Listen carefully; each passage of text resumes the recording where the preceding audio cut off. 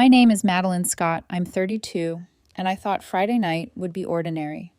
My husband, Stephen, and I were planning our annual summer spa getaway, a quiet, relaxing weekend at a luxury resort 2 hours north. We'd been married for 4 years, building a life I trusted, a life I thought was solid. Then my phone buzzed. Bumped into Emily here. Don't be jealous. Small world. Emily, Stephen's ex-girlfriend, the one he never truly cut ties with, the one who lingered in his messages, in his memories, in subtle ways he never admitted out loud. I stared at the screen for 10 seconds, the kind of silence that presses down on your chest, suffocating and surreal. I typed back, carefully neutral. Have fun. But my fingers trembled. Something didn't sit right. I didn't believe in coincidences, not with Stephen and Emily. By 2:30 p.m., I was on the phone with my attorney, Richard. I need a private investigator, today. Are you sure, Madeline? He asked. I can't ignore this, not this time. Within an hour, Diane, former FBI, was on the case. By 6 p.m., she confirmed she was in position. And then the updates started. Friday morning, 6:23 a.m., Emily and Stephen having breakfast alone. No friends, no spa staff, no chance meeting, just them. 9:41 a.m., entering a spa room together. The sign on the door read Couples Retreat Package. 12:08 p.m., lunch on a balcony. His hand on hers across the table, wine glasses clinking, intimate laughter. 3 p.m., walking the resort grounds, Stephen's arm around Emily's waist. 5 p.m., entering Emily's hotel room. She stayed for 4 hours. I sat in my apartment, staring at the time-stamped photos on my phone. My stomach twisted. My life, the trust I'd built with Stephen, was unraveling frame by frame. Diane's next message cut through the haze.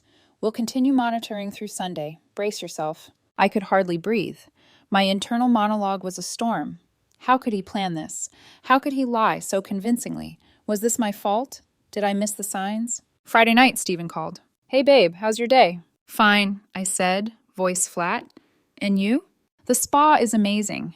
Oh, and Emily's here. Small coincidence, right? We grabbed drinks at the bar. Uh-huh. You're not mad, are you? Nope, enjoy your weekend. He didn't notice my voice wasn't the same. My heart hammered with betrayal. I didn't speak of the photos. Not yet. I couldn't. Saturday morning, the full picture emerged. Stephen and Emily were inseparable. Breakfast, spa treatments, lunch, pool, dinner, every single activity together. Meanwhile, I confirmed through social media that his friends weren't at the resort. The entire spa weekend was a lie.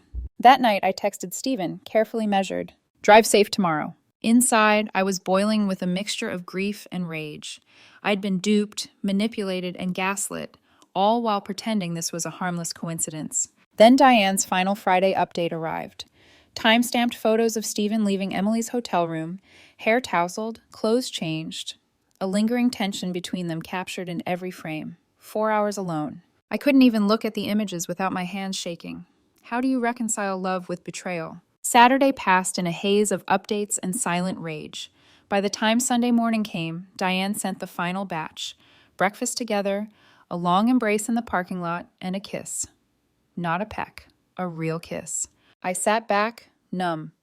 Stephen would return that afternoon, oblivious, glowing, happy.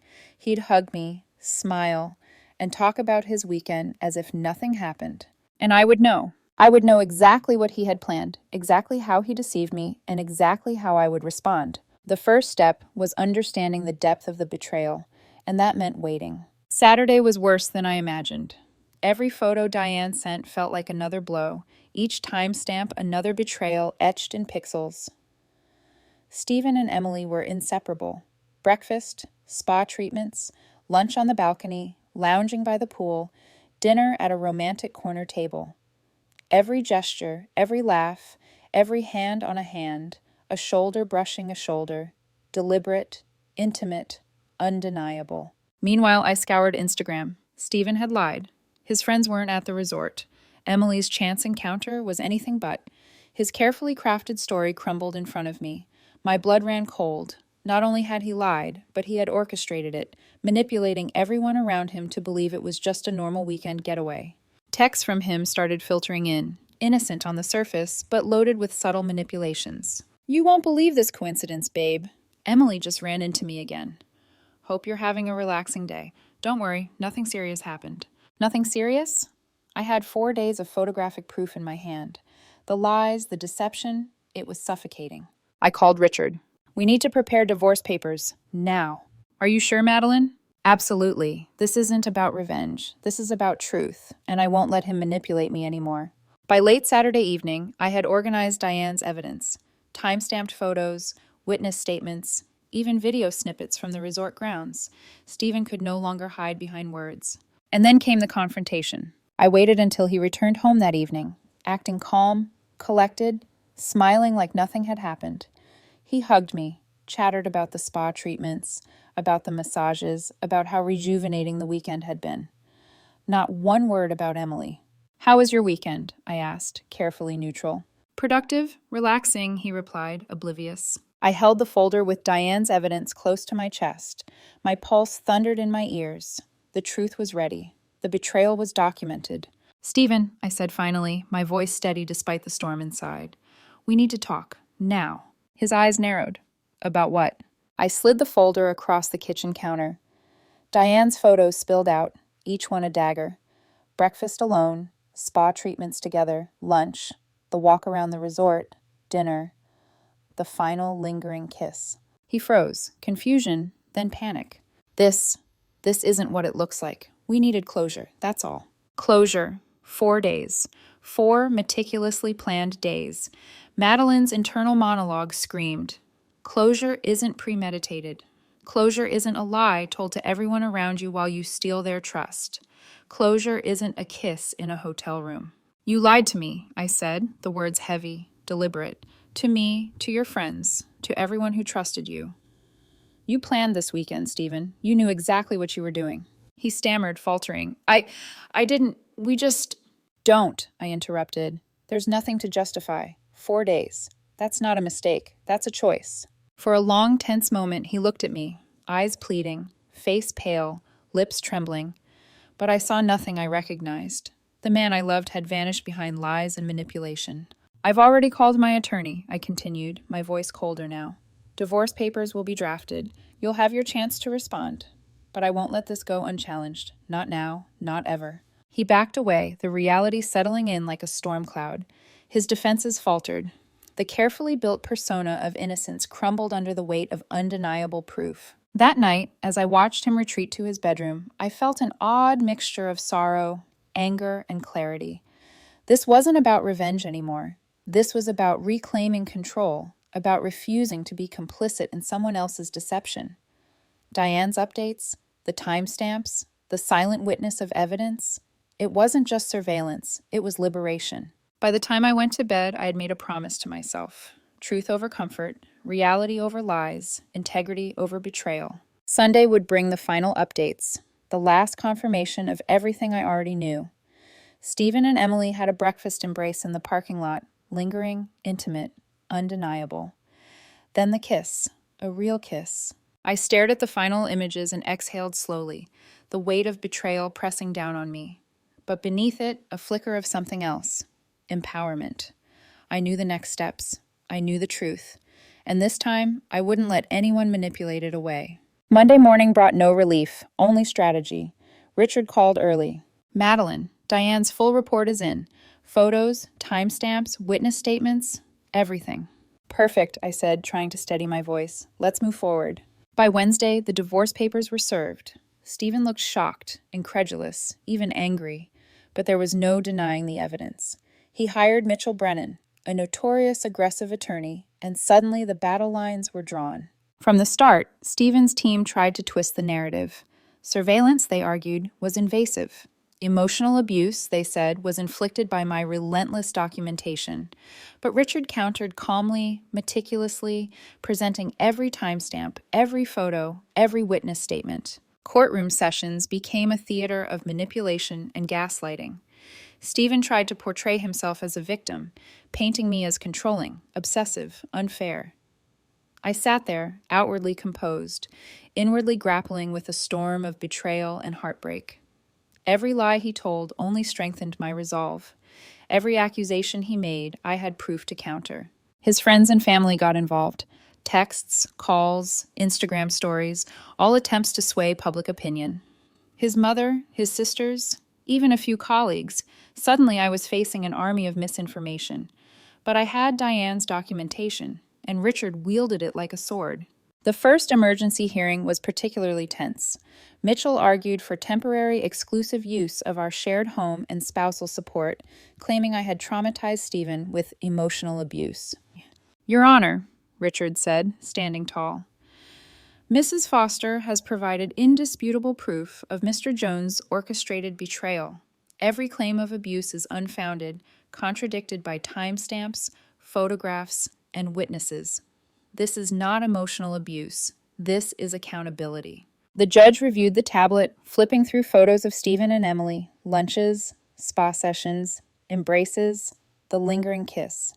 His expression was measured, impartial, but the message was clear. Stephen's story was collapsing. The judge denied the emergency motion. Madeline left the courtroom, heart pounding, but a small sense of vindication settling in.